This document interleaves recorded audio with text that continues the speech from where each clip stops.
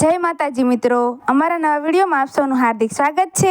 તો આજે આપણે વાત કરીએ દીકરીનો જન્મ થતાં જ ઘરમાં એવી સ્થિતિ ઊભી થઈ કે દરેક વખતે જ્યારે દાદાજી તેમની પૌત્રીને ખોળામાં લેતા તે શીશો પાડીને રડવા લાગતી, જ્યાં સુધી ડૉક્ટરે એક એવી વાત ન કહી દીધી જેની કોઈએ કલ્પના પણ નહોતી કરી।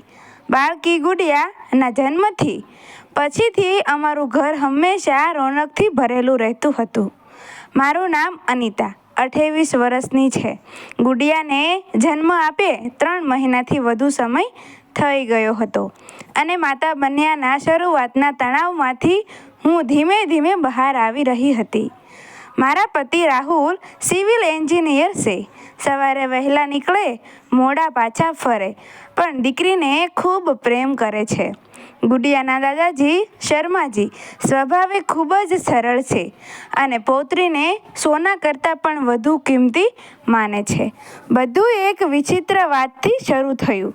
જેવા શર્માજી ગુડિયાને ખોળામાં લેતા તે જોર જોરથી રડવા લાગતી।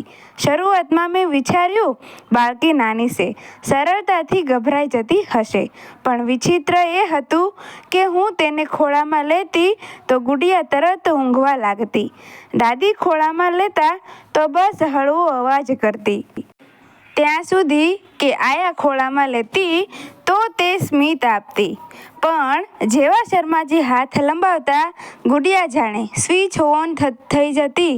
ચહેરો લાલ, શરીર તંગ અને અવાજ બેસી જાય ત્યાં સુધી રડતી હતી। શર્માજી સ્પષ્ટપણે ઉદાસ દેખાવા લાગ્યા। એક ખૂણામાં બેસી જતા, હાથ લંબાવીને પછી પાછો ખેંચી લેતા અને ફીકા સ્મિત સાથે કહેતા, રહેવા દો, કદાચ આને મારો ખોળો પસંદ નથી। મારું હૃદય ભરાઈ આવતું। બાળકી પણ દયા આવતી અને તેમના પર પણ મનમાં પણ ડર પણ કરવા લાગ્યો। ઘણીવાર શર્માજીએ બસ થોડી સેકન્ડ માટે જ ગુડિયાને ખોળામાં લીધી અને તે એવી રીતે રડી જાણે કોઈએ તેને દર્દ આપ્યું હોય। એક રાત્રે હું ગુડિયાને સુવડાવી રહી હતી ત્યારે શર્માજી રૂમમાં આવ્યા અને બોલ્યા કે બસ જરાક પૌત્રીને જોવા માંગે છે। તેમણે તેને અડક્યા પણ નહીં, ફક્ત પાસે ઊભા રહ્યા અને ગુડિયાનો ચહેરો સંકોચાઈ ગયો। તે ડૂસકા ભરવા લાગી, આંખો પહોળી કરી લીધી અને ગભરાઈને રડવા લાગી। હું ગભરાઈ ગઈ, હૃદય જોર જોરથી ધડકવા લાગ્યું અને રાહુલ અકળાઈ ઉઠ્યો, પપ્પા તમે તેની પાસે ન આવો, જુઓ કેટલી રડી રહી છે। શર્માજી થંભી ગયા, કંઈ બોલ્યા નહીં અને ચૂપચાપ બહાર ચાલ્યા ગયા।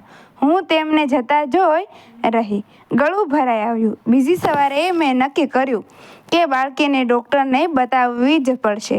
મનમાં જાતને સમજાવી, બાળકો સંવેદનશીલ હોઈ શકે છે, પણ ફક્ત એક જ વ્યક્તિ પર આટલી તીવ્ર પ્રતિક્રિયા, તે પણ પોતાના દાદાજી પર જ, આ સામાન્ય ન હોઈ શકે।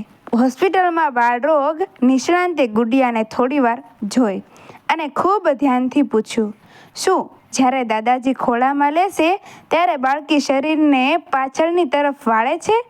ગરદન અક્કડ થઈ જાય છે? ચહેરો લાલ થઈ જાય છે? મેં માથું હલાવ્યું, મારા હાથ ઠંડા પડી ગયા હતા। ડૉક્ટર થોડી સેકન્ડ ચૂપ રહ્યા, પછી એક વાક્ય કહ્યું જેણે મને જાણે જમીનમાં જકડી લીધી, અનિતાજી, સમસ્યા બાળકીમાં નથી, મને ઘેરી શંકા છે કે સમસ્યા દાદાજીની સાથે છે। હું સ્તબ્ધ થઈ ગઈ। શું મતલબ ડૉક્ટર? ડૉક્ટરે સમજાવ્યું, તમે કહ્યું કે તે અક્કડ થઈ જાય છે અને લાલ થઈ જાય છે, આ દર્દના નહીં પરંતુ ગંભીર ભયના લક્ષણ છે। જ્યારે દાદાજી તેને ખોળામાં લે છે ત્યારે બાળકીનો કાન મોટા ભાગે તેમની છાતી પાસે હોય છે। શું દાદાજીને હૃદયની કોઈ બીમારી છે? ક્યારેક નવજાત શિશુઓ પુખ્ત વયના લોકોમાં નિયમિત હૃદયના ધબકારા અથવા તો કોઈ હૃદયના વાલ્વના વિચિત્ર અવાજો સાંભળીને ખૂબ જ ગભરાઈ જાય છે। તે જે અનુભવી રહી છે તે ડર છે, નફરત નહીં। મારા પગ નીચેથી જમીન સરકી ગઈ મને અચાનક યાદ આવ્યું કે છેલ્લા મહિનાઓથી શર્માજી ક્યારેક છાતીમાં ભારેપણું કે થાકની ફરિયાદ કરતા હતા, પણ ઉંમરના કારણે છે એમ કહીને ટાળી દેતા હતા. હું ઘરે દોડી. અમે તરત જ શર્માજીને આ વાત કરી અને જીદ કરીને તેને કાર્ડિયોલોજિસ્ટ હૃદયરોગ નિષ્ણાત પાસે લઈ ગયા. ઘણા ટેસ્ટ થયા, પરિણામો ચોંકાવનારા હતા. શર્માજીને એક ગંભીર પ્રકારનું હાર્ટ એરિથમિયા, અનિયમિત હૃદય ગતિ કરતું હતું, જેના કોઈ બાહ્ય લક્ષણો દેખાતા ન હતા. તેમનું હૃદય ક્યારેક એટલી ઝડપથી અને અનિયમિત રીતે ધબકતું હતું કે તે એક નાના બાળક માટે કોઈ ભયાનક ઘોંઘાટથી ઓછું નહોતું. ડૉક્ટરે કહ્યું કે જો સમયસર આની ખબર પડી ન હોત તો તેમને ગમે ત્યારે ગંભીર હાર્ટ એટેક આવી શકતો હતો. અમારી નાનકડી ગુડિયા કોઈ જિદ્દી બાળકી નહોતી. તે તો તેના દાદાજીનો જીવ બચાવનારી દેવદૂત હતી. તે અમને ચેતવણી આપી રહી હતી. શર્માજીની તાત્કાલિક સારવાર શરૂ થઈ અને એક નાની સર્જરી પણ થઈ. સર્જરીના 1 મહિના પછીનો દિવસ હું ક્યારેય નહીં ભૂલી શકું.